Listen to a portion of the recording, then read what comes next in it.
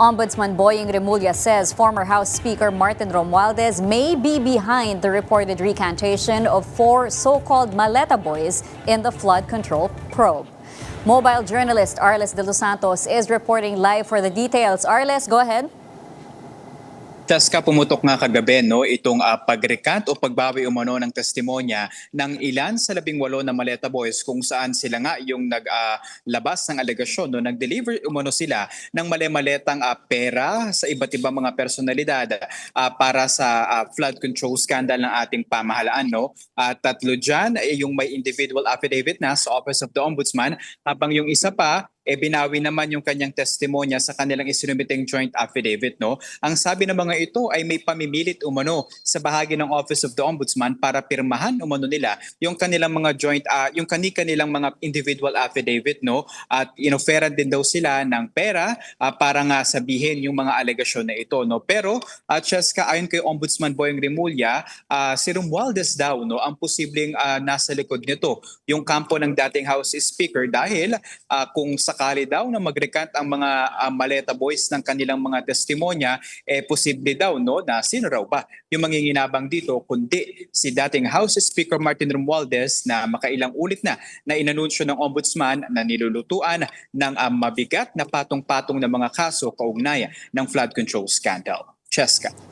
Arles, nakausap kita this morning, and tinanong kita yung recantations because before narinig na natin na napakahabang listahan ng mga political figures, mga pangalan nga na nabanggit ng mga Maleta Boys.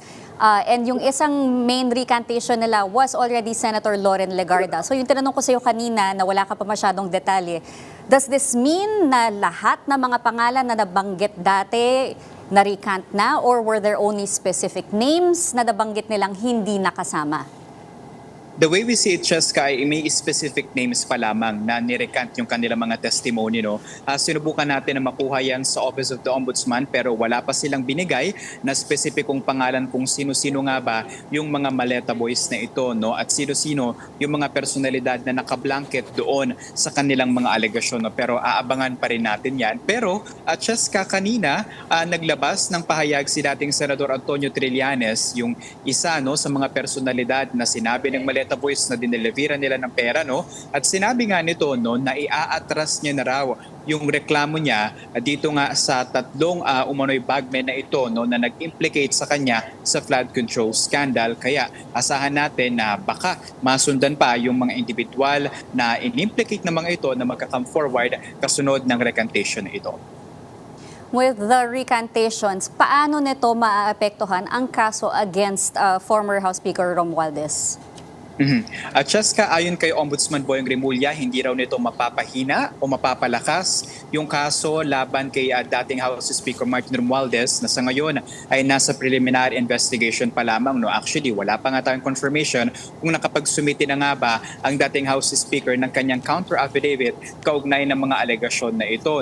At kabukod dyan, Cheska, kung magre-recant din daw ng mga testimonya itong mga Maleta Boys, ay dapat daw sa korte nila ito gawin. At kung ire-recant nila yung kanilang mga testimonya, posible na isama na sila ng Office of the Ombudsman doon sa mga akusado sa ihahaing nilang kaso laban dito kay Romualdez. Habang nagpaalala din si Ombudsman Boying Remulla sa mga abogado na posible umanong nasa likod na ito. At sinabi nga nito na enough with the antics. Hindi na daw pwede yung larong madumi patungkol dito sa mga kaso, at kung sino man yung mapapatunayan na may kinalaman nga dito ay dadalhin nga sa Supreme Court ang reklamo at sisiguraduhin na maalis na sila o maparusahan sila kaugnay ng kanilang mga ginagawa. At Cheska, syempre, sinubukan din natin na hingin ang panig ng dating House Speaker na si Romualdez dito, kaugnay nga ng recantation, dahil isa siya sa mga dinidiin dito, at yung testimonya ng mga Maleta Boys yung inaasahan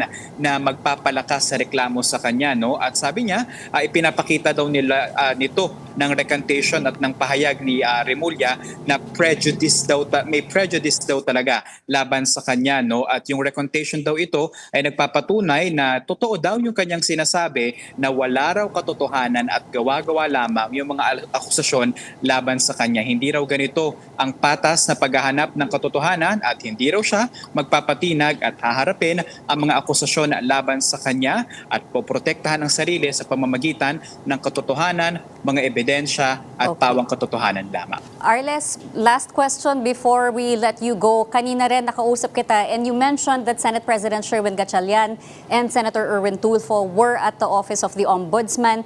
Meron ka na bang information kung bakit sila nandoon? Cheska, nakumpirma natin kay Senate Blue Ribbon Committee Chairman Erwin Tulfo na Office of the Ombudsman na daw ang hahawak ng investigasyon at maging pagkakaso kaugnay ng flood control scandal. No?